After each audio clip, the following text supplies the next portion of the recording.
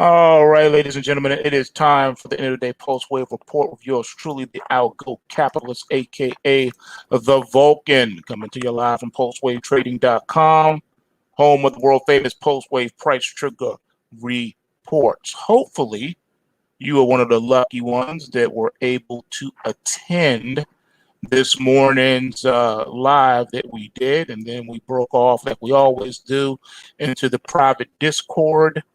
Hopefully you were able to make that because those are not recorded. We don't record the things that go on in the Discord. That's why you need to come out. We talk about all types of topics and we give you fresh perspectives. We look at pulse waves. We go in depth, and it's just a really good time.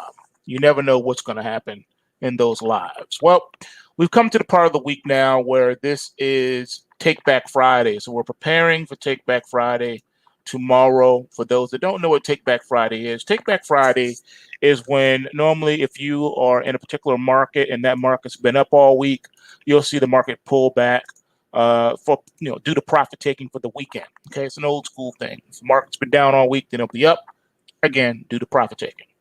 Okay, so here is the US dollar. All right, so just as predicted, remember last night's video, we told you we had this crash alert sell signal.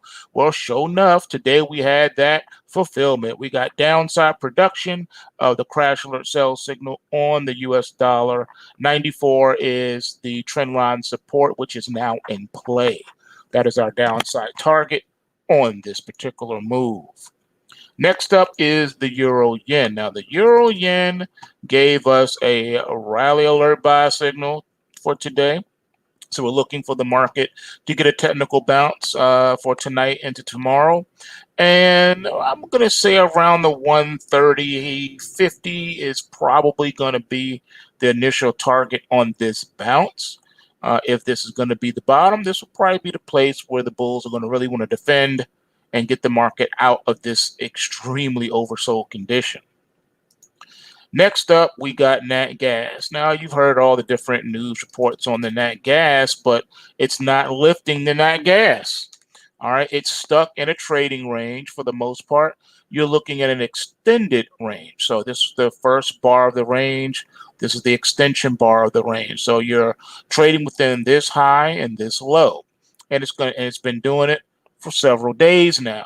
Okay, flip-flopping too on the rally and crash alerts.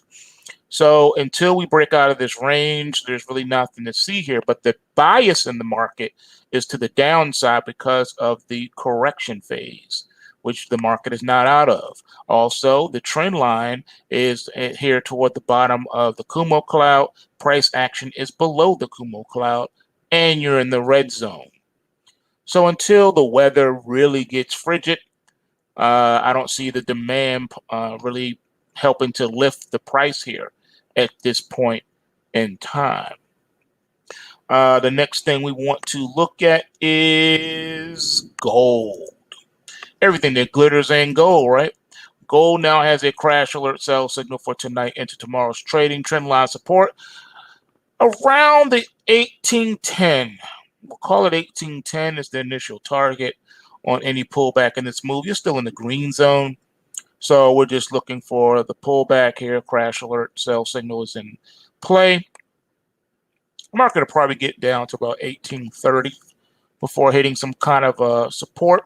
But really, we're looking for it to get around between 1810 and 18 even. Let's see. How is this shaping up on the GLD? Well, here you go. You also have a crash alert sell signal for tomorrow's trading in the GLD as well. I think the downside is definitely going to come because you got this gap that was created and needs to be back and filled before the market can really push higher and not have to worry about it. You also have a gap that was created down here that was not fulfilled. So you're looking at this market to pull back to the 160s. All right. I would say the mid 160s. Okay. If it doesn't pull back right away, that means that however high it's go, it's not gonna hold. You want to see the market correct earlier rather than later. The earlier it corrects, the more significant the trend that can develop. meaning that if you pull back and fill these gaps, the market can build a support and really take off. All right, so just something to look at as we're moving forward going into the weekend. Well, here's how the real estate is looking. All right, the real estate market is still in a correction phase, and I think this bearish pointer is officially in play. And so that means that the trend line is around the 108 level. So I think that's where the market is going in the immediate term on the IYR ticker. As far as oil, ticker OIH. As you can see here, price is dangling over the edge of the cliff, looking to fall off. I think it will fall off because you never filled the gap that was created back here on August the 23rd. So that means that you can expect OIH to fall back to below 173. Getting to the 173 handle, ladies and gentlemen. All right, so something to think about moving forward. All right, let's take a look at, last but not least, these bonds. As you can see here, Berry bonds had the rally alert buy signal coming into today, and sure enough, you got that upside production. Market's going to really try to push its way out of the Kumo cloud and get back up into maybe 148, 149 range. Something to look forward to there for you bond traders. And as far as the NASDAQ is concerned, it's not even looking back. It's not even trying to slow down.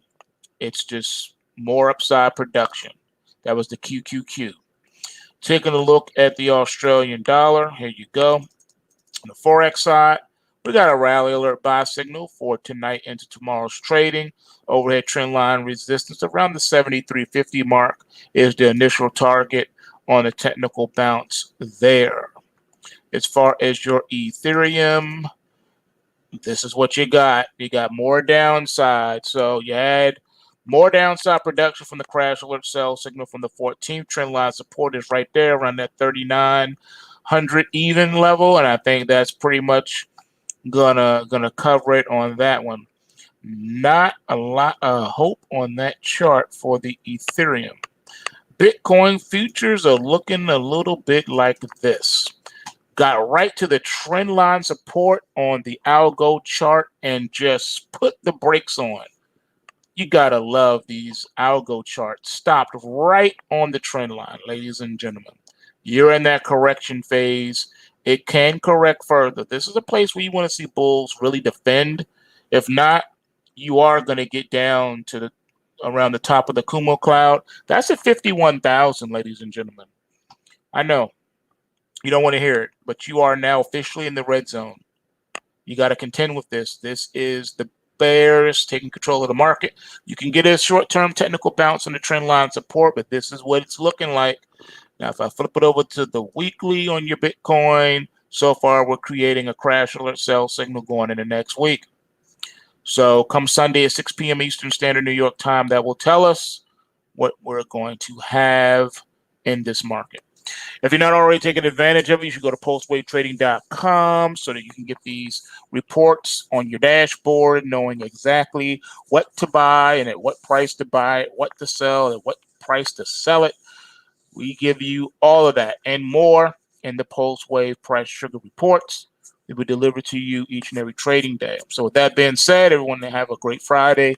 Enjoy your weekend.